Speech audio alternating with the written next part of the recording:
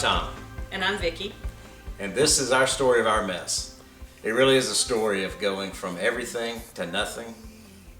And we couldn't see it, but back to everything. I had my dream job.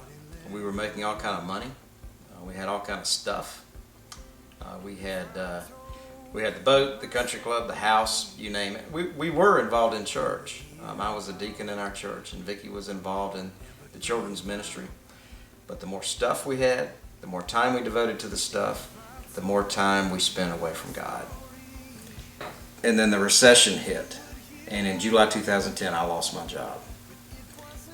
The bank separated me because they weren't doing very well. They gave us 6 months, and that went by in the blink of an eye. And I was consulting and making about a third of what we had been making. So we started dipping into our savings, and when the savings was gone, we started dipping into our retirement funds. And when all of that ran out, that's when it finally hit me that I had nowhere to turn but to God. Tom had found these books that his dad had sent us earlier, and it was about prayer and daily prayer that we had started together. And it really brought us to our knees to know that we had come to this situation that's all we had. God had been there in our life, but yet we had really just kind of pushed him aside, started doing all the things that we wanted to do when we wanted to do them.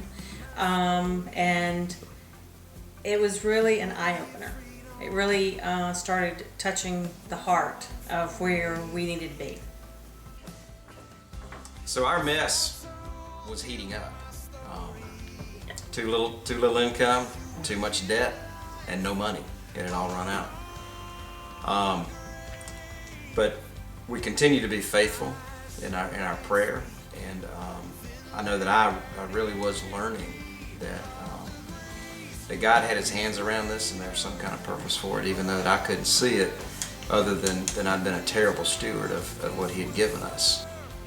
Long story short, God's already answering prayers, and I don't know it. Vickie had prayed for us to move to Ringgold so we could be closer to Courtney and her family. My job sent me to Ringgold, Georgia, out of all places. So one of the things not sold yet was the camper. Pulled it up here, put it at the KOA, and I started living in the camper and working in Ringgold, and Vickie was with the house at home. No way to sell it. We wound up losing that house, and we got rid of all the rest of our stuff. And God was there at every turn with exactly what we needed, and not anything more. We could see God rearranging everything for us. From the house that we were able to rent in the same neighborhood as our daughter and her family, to the stuff selling exactly when it needed to sell for exactly what it needed to sell for, and money being created for us to send our daughter to her first year of college. And that money had been spent trying to save everything when we were in charge. And now that God was in charge, the money was going in the right places. All the way down to how much to tithe. Every Sunday we'd pray, and God would lay on our hearts how much we needed to tithe. We'd write that check, and at that time, that was a real leap of faith, because we didn't know literally how that was going to happen, but he worked it out. And I think that's the most important thing, is he worked it out.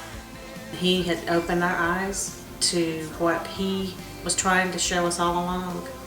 And for us to absolutely understand what he was trying to tell us, we hit bottom. And it was the best day of our life that we finally found him again. God had the grace to allow us to fall, and to allow us to walk through this, and then to grab our hand and lead us out of it. Praising my Savior all the day long.